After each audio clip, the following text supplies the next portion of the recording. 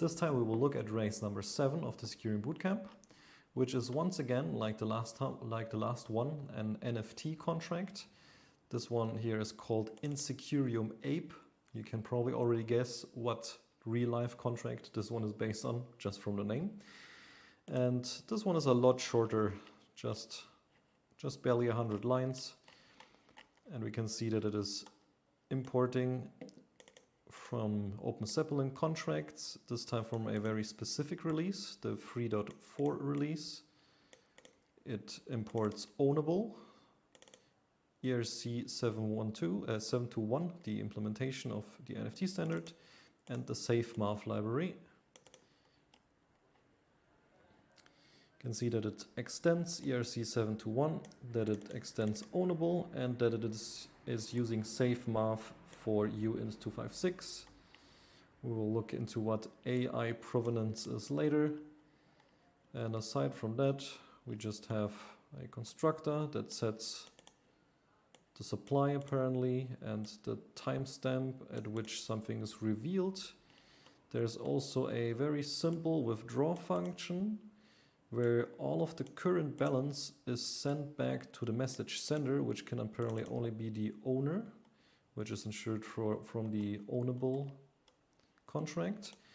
Then we also have reserve apes. Apparently the owner can mint and reserve some minted apes and put them aside for themselves. At least they're directly minted to the owner. And then we have a set reveal timestamp function. So the owner can also set when probably the NFTs, maybe what NFTs assigned to what ID is revealed. Provenance hash, something we'll look at later.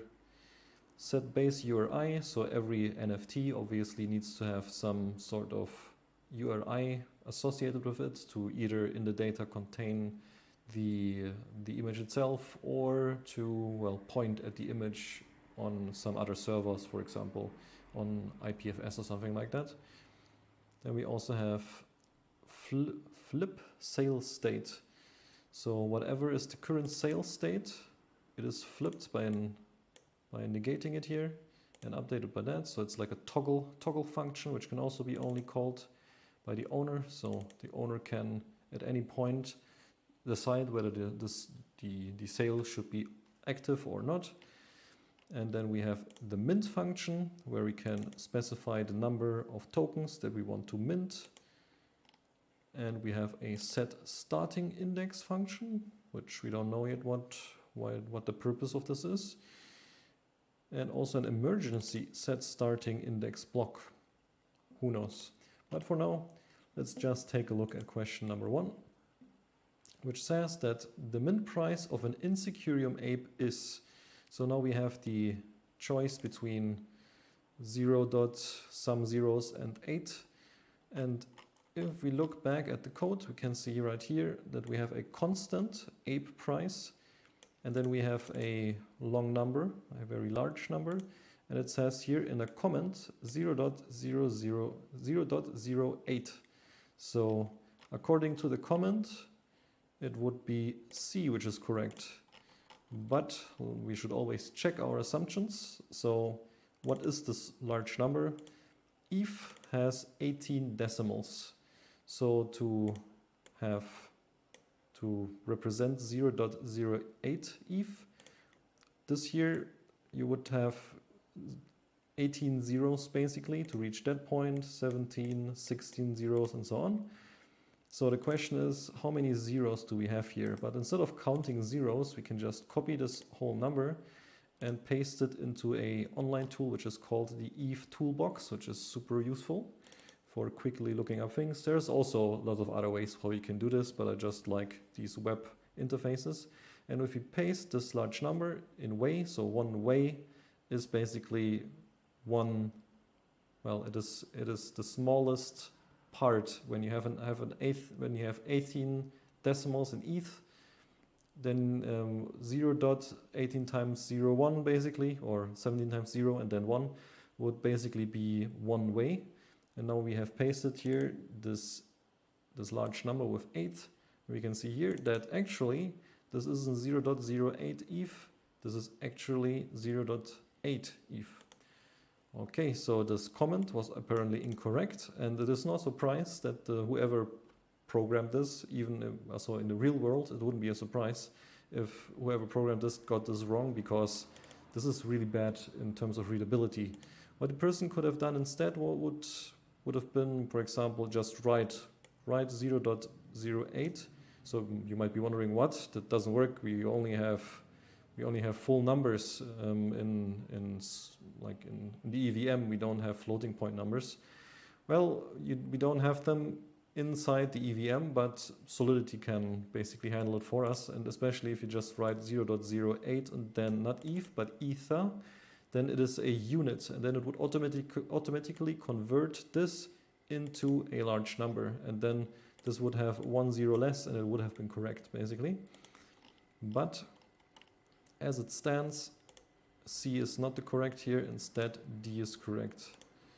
So always check whether what the comments claim to be the truth is actually the truth. And that's question number 1. Then question number 2. It says here that the security concerns within Secureum Ape, so the contract, NFT contract, with its access control is R. A. The owner can arbitrarily pause public minting of Secureum Apes. So we already saw that there was a function with which we can toggle the sale on and off at apparently any time. So we need to look at that again. Then we have B. Owner can arbitrarily mint Secureum Apes. Yeah, that sounds like this reserve function that was there, where the owner could just, well, mint arbitrary amounts of tokens and reserve them for themselves. Then we have C. Single step ownership change. We already know this to be true because, like last time, this contract 2 is using the Open Zeppelin ownable contract, which is a single step, so it implements a single step ownership change, and therefore we already know this to be true. Then D. Missing events in and time delayed effects of owner functions. Missing events in. Sounds a little bit weird. Maybe I'm just not getting it. But it sounds like we have missing events. Missing events in owner functions. Now I get it. Comma is missing, I think. So we have missing events in the owner functions and also missing time delayed effects.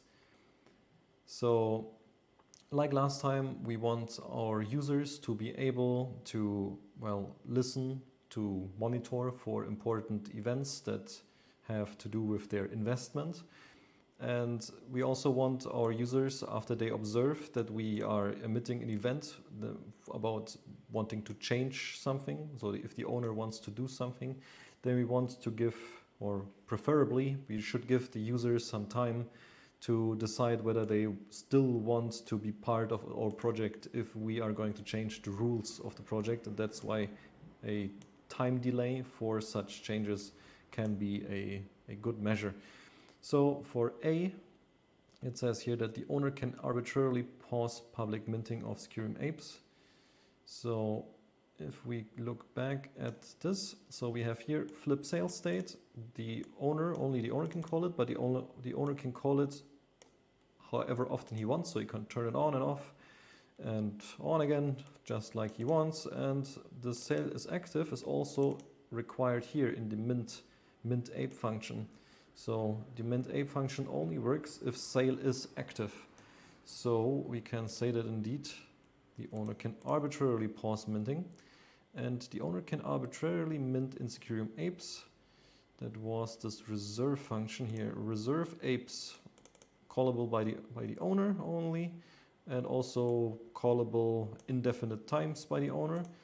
And well, it's not arbitrary, not quite, because there's a hard-coded number, so it will always only reserve 30 apes for the owner basically, but the owner could just write a contract and give that contract basically ownership rights, and then execute the contract to call this reserve ape function many times cheaply within a single transaction.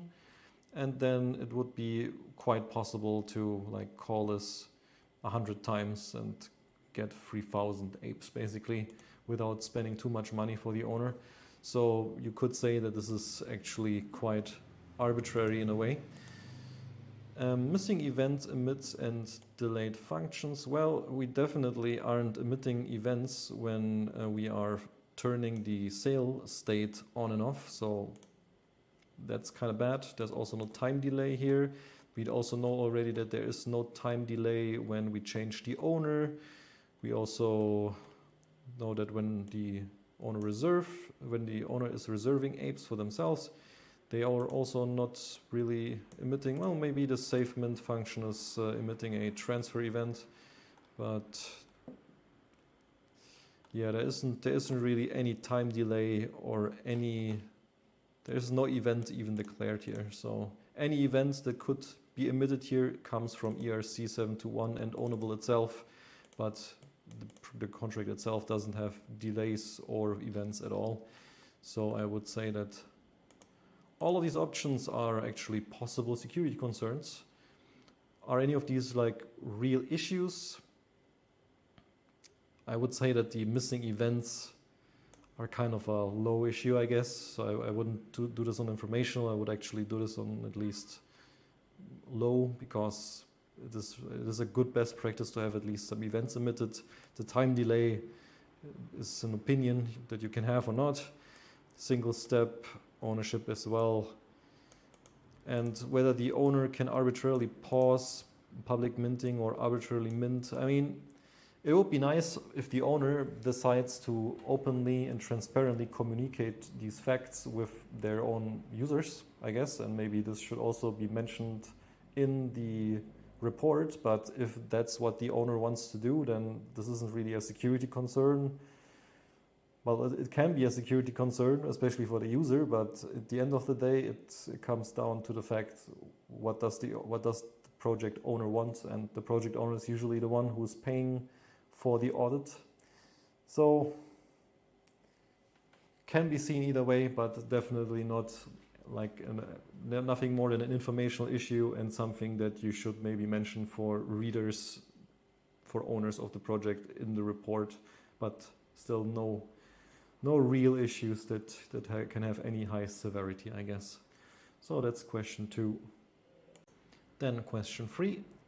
It's again about security concerns with the constructor this time. A, it has missing sanity threshold checks on max NFT supply, missing sanity threshold check on sale start, and a potential integer overflow. So let's take a look at the constructor.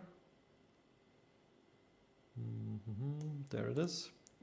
So we can see that max NFT supply is passed in and directly probably stored as a immutable. No, it actually is stored as a state variable. That's kind of weird. Reveal timestamp as well, and that's coming from sales start. So sales start and max NFT supply, they obviously have no validation or no threshold, no sanity checks, no nothing here. So the maximum number of apes should probably be somewhere between a couple thousand and maybe 10, 20,000. That's the typical NFT supply value, and probably there could be a threshold check to make sure that it's not, I don't know, above 1 million or something. You could argue that, or maybe there should be a minimum check as well, that it is not 0. And the sales start could also be sanity checked to be not too far in the future, or maybe not so far in the past, or it shouldn't be in the past at all probably, or at least not so far in the past that the sale is basically already over. So there is definitely no sanity checks here. And then integer overflow, well, we are using Solidity version 0.7 here, so overflows are generally possible, but we are using the SafeMath library for uint256. Now sales start is indeed a uint256, but the way this is used here, it's a simple addition, sales start plus. Now the thing is that SafeMath doesn't automatically make additions safe. You actually have to use the the methods that it provides. So you have to use like the addition method of SafeMath instead of this plus symbol to do an addition, and that's why the overflow here can still happen if the sales start is extremely large. The question is, should the sales start even be allowed to be extremely large in the first place? A sanity check would prevent it to begin with, but yeah, there could definitely be, like theoretically, an overflow would definitely be possible here. So we have missing threshold and sanity checks, and we also have a potential integer overflow because SafeMath is actually not used. And that is question 3. Next we have question 4, which is a little bit of a tricky one. The total number of Secureum apes that can ever be minted, so how many NFTs can ever be minted, is the maximum basically, is the maximum max ape purchase, max underscore apes plus 30, or the maximum number that a uint256 can represent. So the first place where you would probably look is the mint ape function, where you could see that, well, the number of tokens that can be minted in a single call needs to be lower than max ape purchase. Maybe it should be lower equal to be correctly a maximum. But yeah, it says can only mint 20 tokens at a time. So, but this is not restricting what can ever be minted, so this is not the right place to look. But what do we have here? We have the total supply added with the number that we're gonna mint now. It should be smaller equal to max apes. And max apes was set during the constructor. So it sure looks like the maximum amount of NFTs that can ever be minted is restricted by max ape. Now the only problem is that we have this reserve apes function.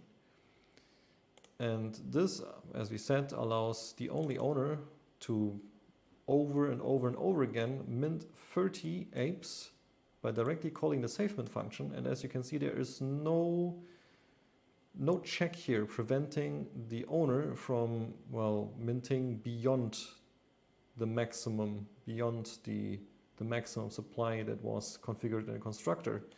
So it doesn't really have a user-defined maximum limit. So what is it limited then? It is basically just limited by the biggest number that the total supply can hold, and that is the maximum of a uint256, and therefore D is the correct answer.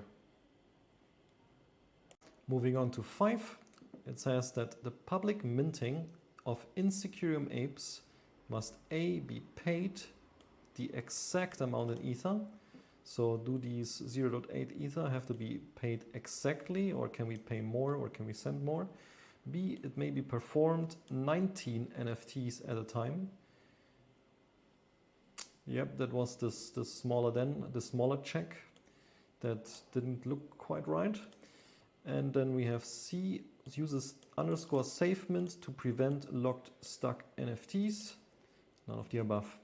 So C, does it use underscore SafeMint? Yes, it does use underscore SafeMint. And what is underscore SafeMint there for? Yes, it is there to prevent locked stuck NFTs. If the receiver is a contract, it basically makes sure that this contract will be able to transfer the NFTs it receives to another place. Then we have B, may be performed 19 NFTs at a time. And well, the comment here says that only 20 tokens at a time can be minted. So for that, max ape purchase must be 21. But it is 20. Here a hard-coded constant. That means that this error message is incorrect, because for it to be 20, it needs to be smaller than equal to. So that is a problem. Therefore, B is correct. And then we have A, it must be paid so the amount that needs to be paid to mint must be exact, the exact amount in ether. So it is a payable function, definitely, the mint_ape function. Now the question is, where does it check the price?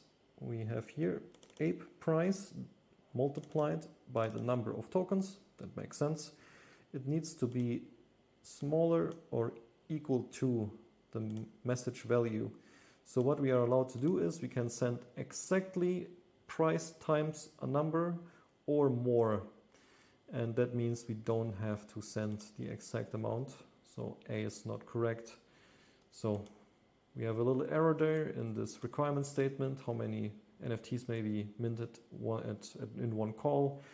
And we also have seen that safe mint is indeed used to prevent locking, to prevent locked stuck NFTs, and that's question 5. Then question 6, which says that there are security concerns within Secureum Ape, which are a use of a floating pragma and an older compiler version. So obviously, since this race is quite old, this compiler version will definitely be old at this point. But even when this race was released in July 2022, we already had Solidity 0.8x. So there's really no reason to use 0.7 at that point for newer contracts, for new contracts that you're working on.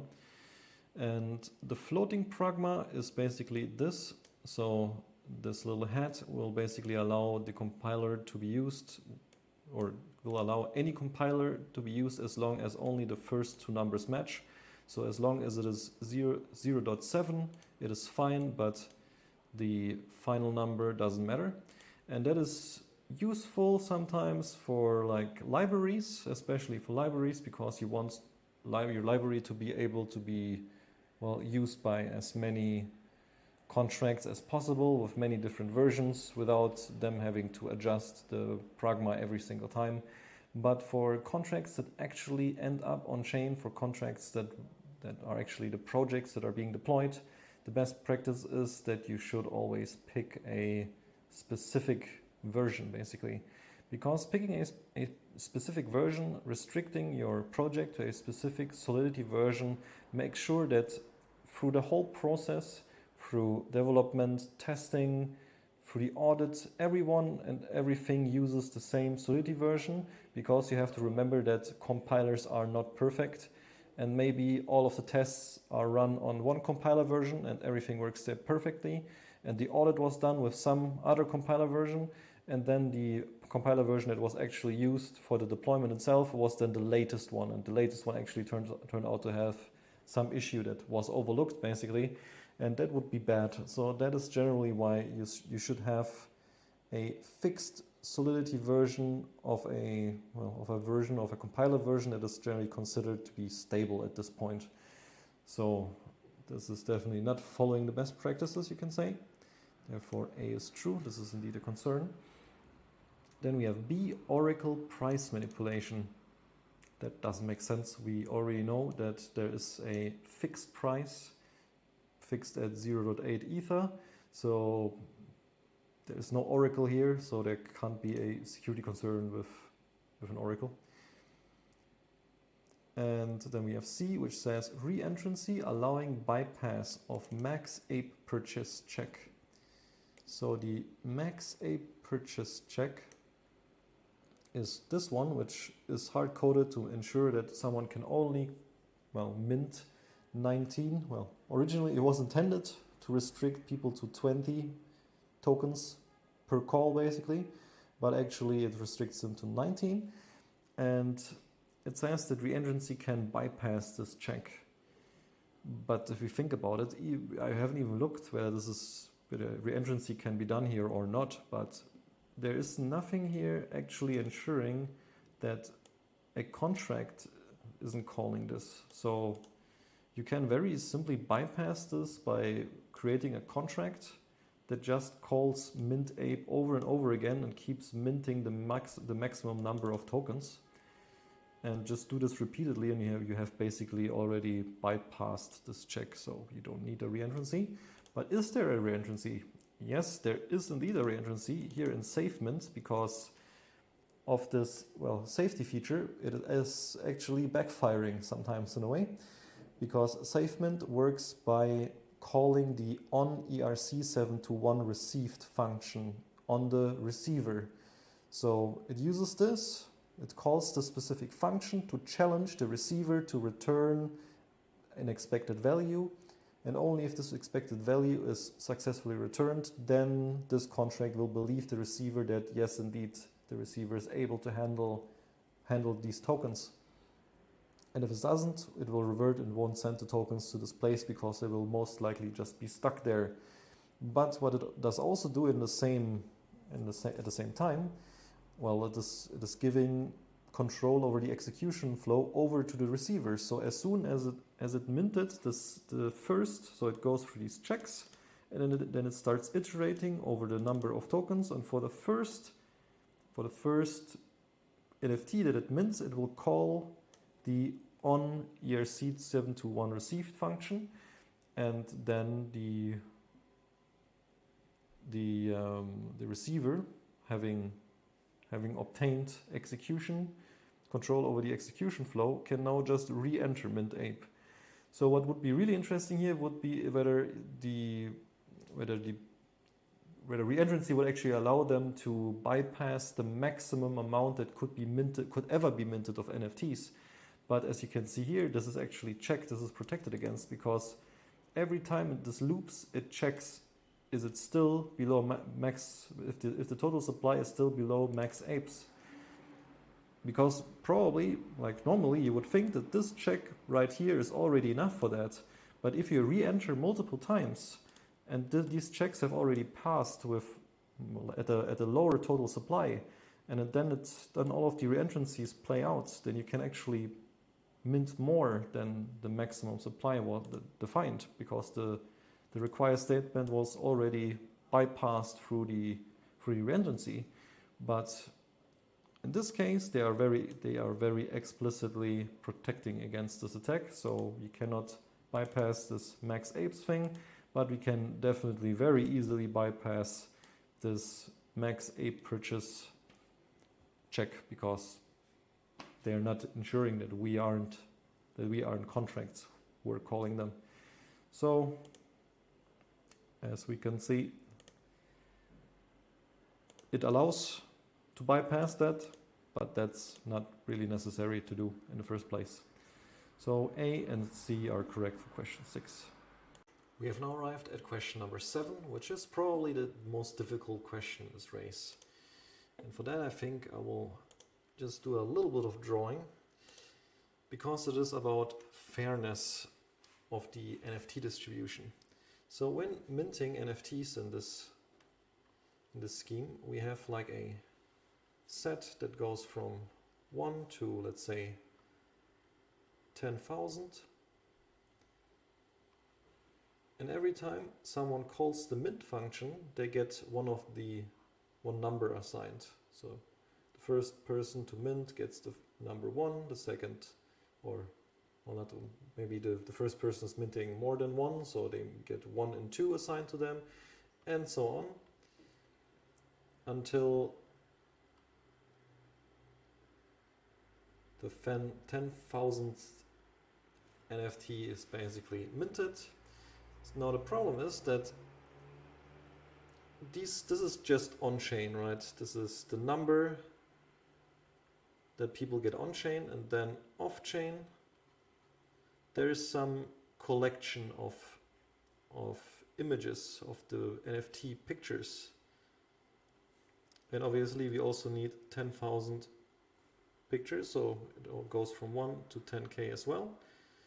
So let's say we have the image with the ID 1, the image with the ID 2, to 10,000, to an image with the ID 10,000 as well. Oops, that was a 0 too many. So the problem now is that if all of the images and the order of the images is already public from the start, people know which one of these are the most valuable ones. Let's say the most valuable one is at 5,000 for some reason. So people will try their best to get the ID, the index 5,000, so that they can get this one-to-one match with the image. So obviously, to prevent this from happening, the NFT project could just keep all these images secret until the point where all of the images have been, where all of the IDs have been sold, and only then publish the images in their final order. But then the problem is that the project owner can cheat, because the project owner could, for example, mint their own NFTs, or have their friends mint their NFTs, and then they tell each other, which ID did you have? And then they order the images in such a way that they can make sure that their friends get the most valuable images. And that sounds pretty unfair. Well, to solve this specific problem, we have this provenance hash. So we had here a string public IA provenance, which is a provenance hash which is set by the owner here. And the reason behind this is basically that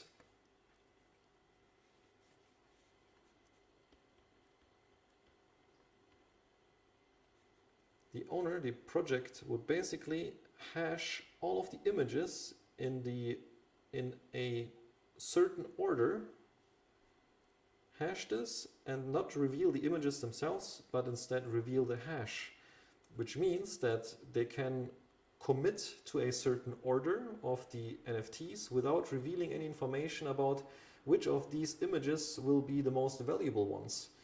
And they can't later just change the order of these images to have it fit their own purposes, to have the order fit their own purposes. Well, because they have already committed to a certain order and they have published the hash, and anyone can recalculate this hash to check the hash and make sure that they didn't cheat in the end. But obviously there's still the problem that the project at this point still knows which of these is going to be the most valuable ones, because they created the images, so they know which of these are the rarest images, basically, or the NFT with the rarest traits. So they still have the advantage because they know, so nobody else knows, but they know that at 5,000 the most valuable image will be here, so they could still have themselves or have their friends start minting at 5,000 where the most valuable ones are, and just don't tell anyone, basically. And this is where the starting index comes into play, because instead of, so both of these start at 1 basically, but what if we offset these by some random number? If we have a random number, let's say +1337, and we offset all of these images by this number, meaning that the ID starts at 1, but it connects to the image at ID 1337, ID 2 is 1338, and so on. And this number was randomly determined after the mint has been done. So the project creators couldn't see coming which the starting point of this collection would be, and therefore they themselves and none of their friends would have an advantage. So combining this provenance hash and this starting vector, this starting index, which just is like an offset that moves this connection between the index and the actual image ID. It just moves it by some offset, and that makes it fair for everyone, hopefully. So obviously that means that the last image goes that way and comes out here and hits the first, or well, wait, it obviously goes here to 1336 instead. So it's like a sliding window kind of thing, like a modulo. So how does the starting index work exactly? We can see here that we have a set starting index function, which can only be set if the starting index has not been set yet, and can only be set when a starting index block has already been set. What is the starting index block? Basically, the starting index is determined based on randomness, which comes from block hashes. And at some point here during minting, either when the starting index block is 0 and if the maximum of apes has been reached, so if the maximum supply has been minted, or if the block timestamp, reveal timestamp, which was hard-coded, reveal timestamp is sale start plus, this is 1 day in seconds times 9. So basically after the sale start, after minting is possible, 9 days later, this reveal timestamp expires. And basically this start index block is set to the current block number and when the mint happens, at which either all apes have been sold or the reveal timestamp has been reached.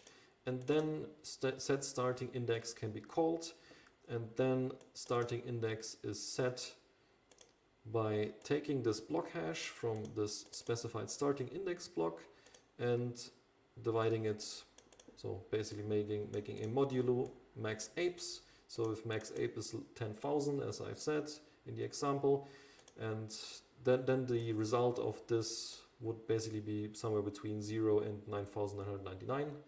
And you should probably add a 1. Well, it's doing that here. If it is 0, then a 1 is added. Should probably do that always, because usually NFTs don't start their index at 0 but at 1. But anyway, so going back to question 7. So the starting index determination is meant to randomize NFT reveal post mint. So yeah, as we said, after all of these mints have happened and the IDs have been determined, only then this starting offset is set. So only then this offset here is taken into account, and therefore yes, it randomizes the NFT reveal post mint. Then B, it can be triggered by the owner at any time. Well, it is supposedly only triggered either if everything has been sold or if 9 days have passed. But there is, well, how do I get there? There it is. There is a function emergency set starting index block callable by only the owner, where as long as the starting index hasn't been set yet, they can just set the current index. So actually they can just bypass that whole thing and trigger that starting index determination at any point they want, not only after 9 days after the sale date as it might first look. And then D, it accounts for the fact that the EVM only stores the previous 256 block hashes. So if we look here, so this block hash function, this is an opcode basically that is being executed there, and you can pass it a number. So obviously for the current block we don't have the block hash yet, so that block is excluded, but you can give it any block number that is of the last 256 blocks. And we can see here that if it is longer ago than 255, then instead it will just take the previous block hash. So from the current block, it just does -1 and then takes the block hash of the previous block and uses that as randomness to set the starting index, because of this restriction that we don't have access to every starting index block's hash, because it could be that this mint ape function is executed at some block and sets the starting index block, and then some time passes and nobody realizes that the starting index can be set, and then maybe too much time passes, too many blocks pass, and then it would be broken. Then you would get, I think it returns 0 for any block that is outside of the range. Then you would always end up with 0 as the starting index, and to prevent this from happening, and has this special handling basically. So it accounts for the fact that the EVM only stores the previous 256 block hashes. Well, stores, I don't know, but at least it only makes the last 256 block hashes accessible in the EVM. So A, B, and D are correct for question 7. Then finally we have question number 8, which is about potential gas optimizations. It says A, caching of storage variables. So caching of storage variables means that we are accessing the same storage variable multiple times, even though that could have been prevented. For example, here we have max apes there and max apes here, and max apes being written in caps might make you think that this is a constant, but it is actually just a normal storage variable.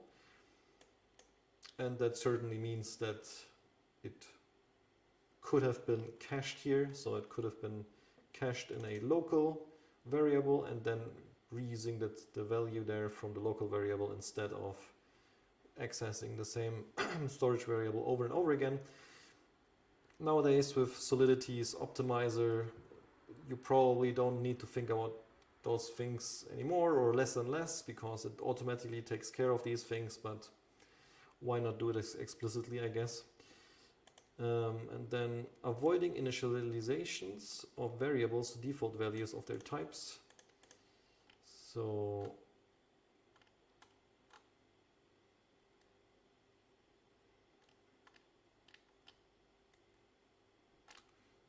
I don't really see that here. Well, this kind of, I guess. So here it sets the public string IA provenance to an empty string, which probably causes during the deployment, during construction of this contract, causes this string to be set with an empty string, but that's not necessary because every value, every variable, every storage variable that you define already has the empty, the zero-like value as an initialization value without you setting it. So that can be avoided, and if the optimizer, for example, is turned off or is old, then it probably also saves some gas. So yes, caching of storage variables saves gas. Avoiding initializations of variables to the default of their types also can save gas. C, use of immutables.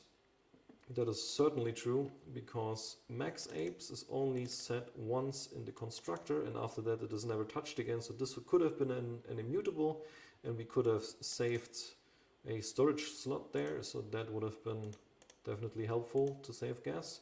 So yeah, A, B, and C can all be argued that they can save gas. Although you can say that with the very modern optimizers that we now have in Solidity, some of these optimization tricks that you come across might no longer be very accurate. You might not even need to do them anymore, but well, test it out. Does it make a difference? Does it improve readability or make it worse? I guess that's a good pointer to go by. If doing something one way improves readability but doesn't increase gas costs, then why not do it? Readability is a valuable thing to have. So yeah, this was question 8, and that was race number 7.